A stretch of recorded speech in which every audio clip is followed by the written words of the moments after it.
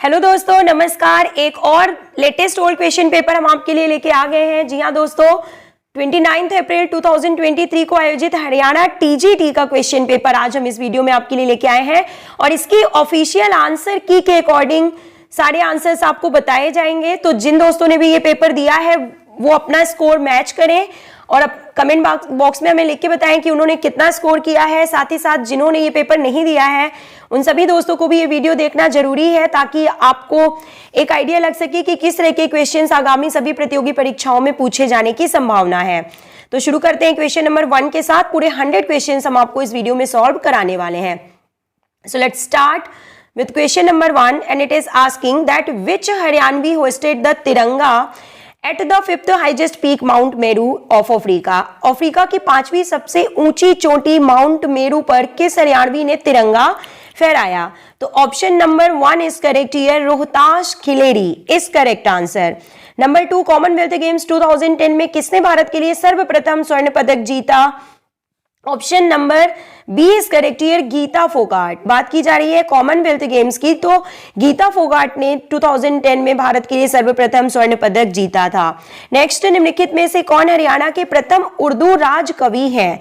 Option number A is correct here, Lala Anup Chand Aftab.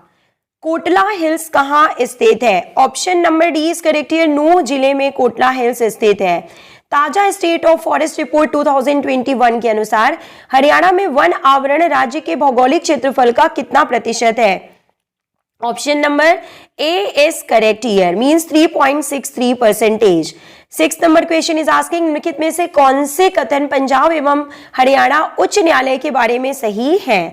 तो option number B यहाँ पे सही है, मींस केवल 2nd एवं 3rd जो है वो सही कथन यहाँ पे दिए हुए हैं। ऑप्शन नंबर बी सही है, 2nd and 3rd means Ravishankar Jha Punjab एवं हरियाणा उच्च न्यायालय के मुख्य न्यायाधीश हैं एवं न्यायालय भवन ले कार्बोजियर द्वारा डिजाइन किया गया है। ये दोनों ही कथन यहाँ पे सही है। क्वेश्चन नंबर 7 इज आस्किंग, राज्य सरकार का संवैधानिक प्रमुख कौन होता है? Option number A is correct here, राज्यपाल।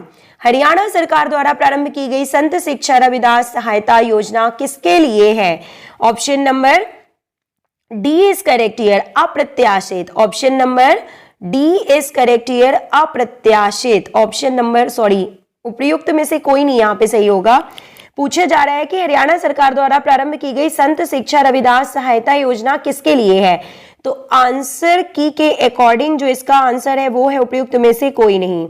आप इस क्वेश्चन को चेक करके कमेंट बॉक्स में इसका आंसर लिख के बताइएगा दोस्तों। हम ऑफिशियल आंसर की के अकॉर्डिंग ही आपको ये सभी आंसर्स बता रहे हैं। हरियाणा का प्रथम सामुदायिक रिजर्व साइट कहाँ स्थित है? तो option number A is correct here, थाना गांव में। चैत्र 14 का मेला किस जिले में होता है? Option number C is correct here, Kurukshetra में। निम्न में से कौन सा लोक नृत्य हरियाणा राज्य का है? Option number C is correct here, धमाल। मनोहर ज्योति योजना हरियाणा सरकार की एक योजना है। ऑप्शन नंबर सी, घरेलू सौर ऊर्जा बनाने के लिए। नेक्स्ट, हरियाणा मेरी फसल मेरा ब्यौरा प्रदान करता है किस बारे में? Option number B is correct here, कृषकों का लॉग इन, फसल बेचने हेतु कूपन पाने का आवेदन यानी कि ई खरीद का ब्यौरा प्रदान करता है। निम्नलिखित में से कौन सा एक खनिज पदार्थ है जो भारत में सिर्फ जिला भिवानी के गांव कलियाना में पाया जाता है? Option number C is correct here, हिलता हुआ पत्थर। निम्न में से हरियाणा के किस जिले में स्वामी ओमानंद सरस्वती संग्रहालय स्थित है? Option number A is correct here, Jhajjar में। निम्नलिखित में से रेवाड़ी जिले की तहसीलें हैं सिवाय? ऑप्शन नंबर 16 का ऑप्शन नंबर बी करेक्ट है, नूह, यानी कि रेवाड़ी जिले की तहसील जो है वो है रेवाड़ी, कोसली, बावल, लेकिन जो नूह है वो रेवाड़ी जिले की तहसील नहीं है। हरियाणा में बायोमास प्लांट कब शुरू हुआ था? Option number C is correct here, 2015 में। 18 नंबर क्वेश्चन, ये जो यहाँ पे संकेत दिया गया है ये किसको बताता है? तो ये बायां उल्टा मोड़ को बताता है दिया हुआ संकेत। नेक्स्ट, निम्नलिखित में से कौन से विद्यालय प्रबंधन समिति के कार्य हैं ये आपको बताना है। Option number D is correct here, उपयुक्त सभी मीन्स विद्यालय के कार्य की निगरानी करना, विद्यालय विकास योजना को तैयार एवं अनुशंसा करना, अनुदानों के उपयोग की निगरानी करना, ये सभी विद्यालय प्रबंधन समिति के कार्य हैं। नेक्स्ट क्वेश्चन, एक पुरानी चीनी कहावत के अनुसार एक डैश हजारों शब्दों से बेहतर है। तो एक क्या, कंप्यूटर हजारों शब्दों से बेहतर है। यहाँ पे सॉरी, ऑप्शन नंबर डी यहाँ पे सही होगा। एक तस्वीर, 26 का ऑप्शन नंबर डी सही है। एक तस्वीर जो होती है वो हजारों शब्दों से बेहतर है। नेक्स्ट क्वेश्चन, शिक्षण है। तो शिक्षण क्या है, देखिए ऑप्शन नंबर डी इनमें से सभी मीन्स ज्ञान प्रदान करना, समझ प्रदान करना और कौशल प्रदान करना। निम्न में से कौन सा एक शैक्षणिक समिति नहीं है? Option number D is correct here. Ashok Mehta समिति एक शैक्षणिक समिति नहीं है। इसके अलावा DS कोठारी समिति, TSR सुब्रमण्यम समिति एवं डॉक्टर के कस्तूररंगन समिति जो है शैक्षणिक समिति में आते हैं।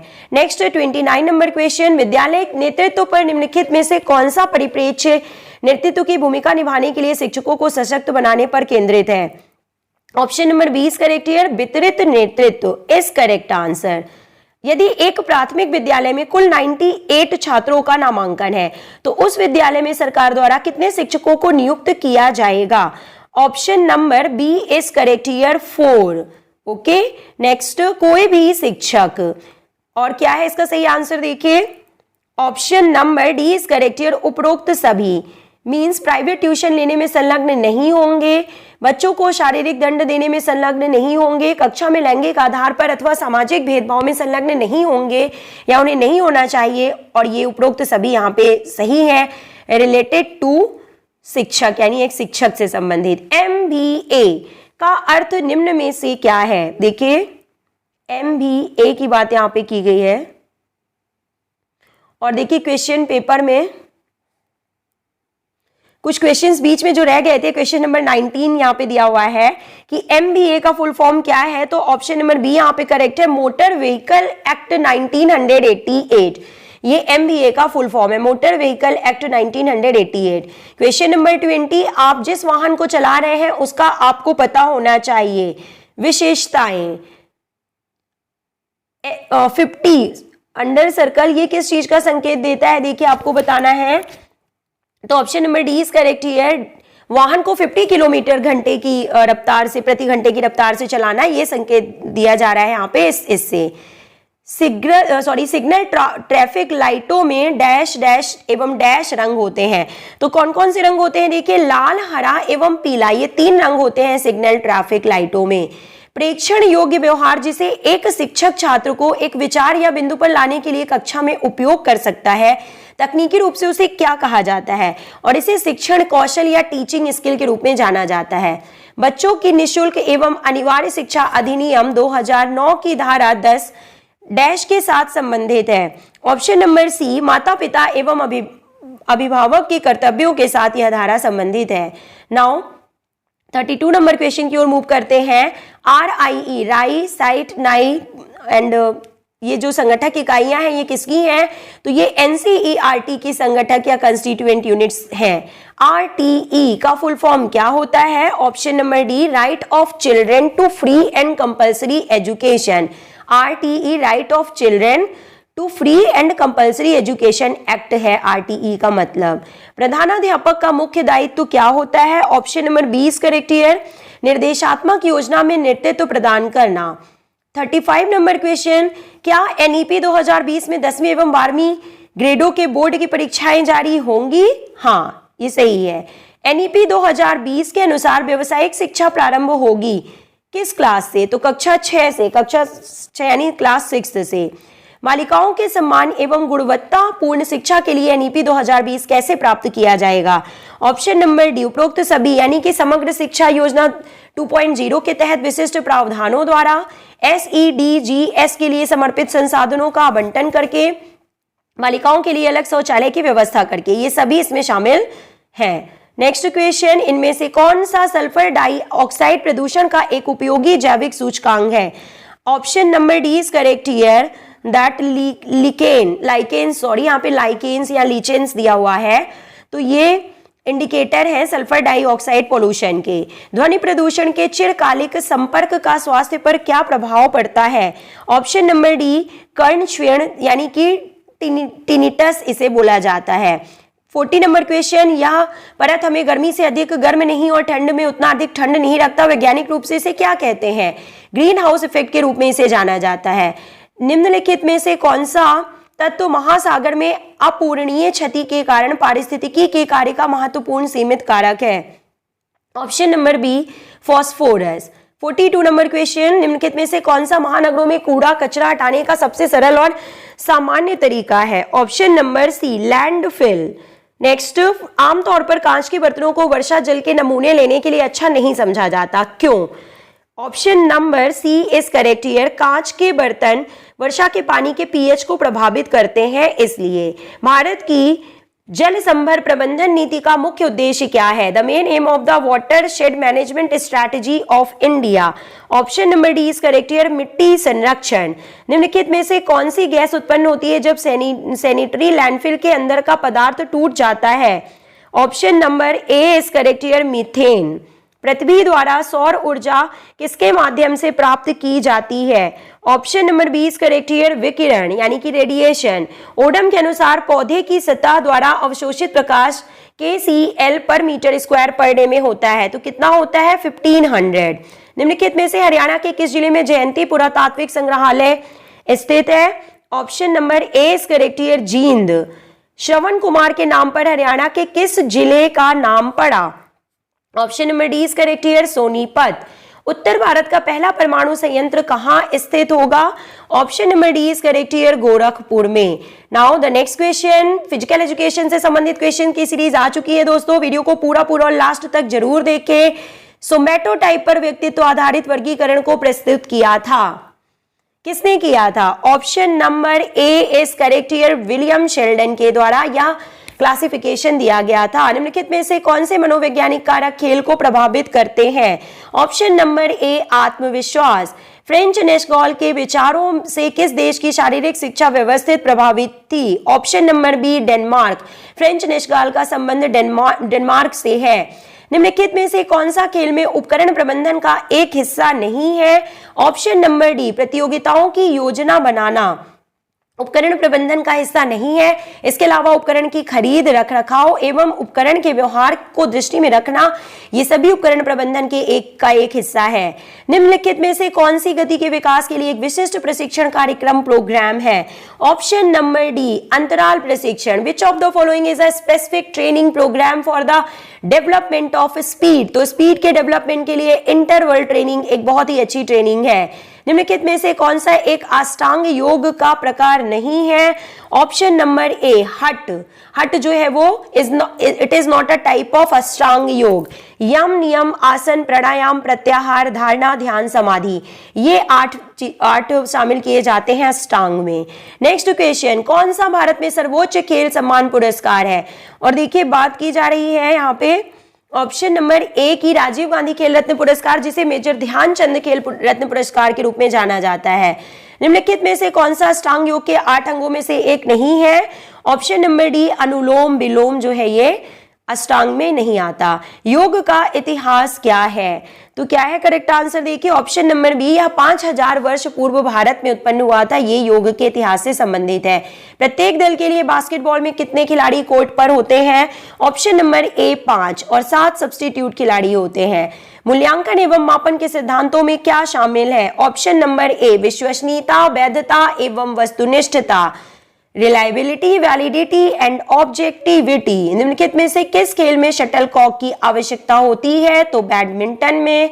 नेक्स्ट, निम्नलिखित में से कौन सा मात्रात्मक अनुसंधान कार्यप्रणाली को प्रदर्शित करता है?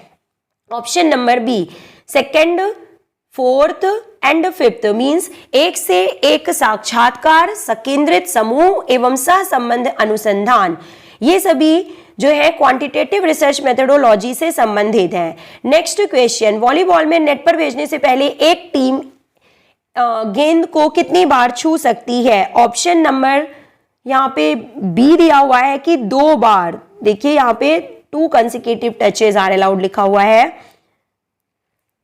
2 बार छू सकती है एक टीम नेट पर भेजने से पहले बॉल को। नेक्स्ट क्वेश्चन, निम्नलिखित में से कौन रीढ़ की हड्डी को प्रभावित करने वाली एक भंगिमा प्रकृति है, यानी कि पोस्चरल डिफॉर्मिटी है, तो option number B is correct here, scoliosis. खेल औषधि का मुख्य लक्ष्य क्या है? ऑप्शन नंबर डी, उपरोक्त सभी। खेल चोटों को रोकना, खेल चोटों का उपचार करना एवं एथलीटों के प्रदर्शन को सुधारना। हॉकी में आमतौर पर कितने पीरियड होते हैं? तो 4, 15 to 15, 5 मिनट का ब्रेक, 15 to 15। यहाँ पे कितने पीरियड होते हैं बोला गया है? तो 3 होंगे। हॉकी में आमतौर पर कितने पीरियड होते हैं?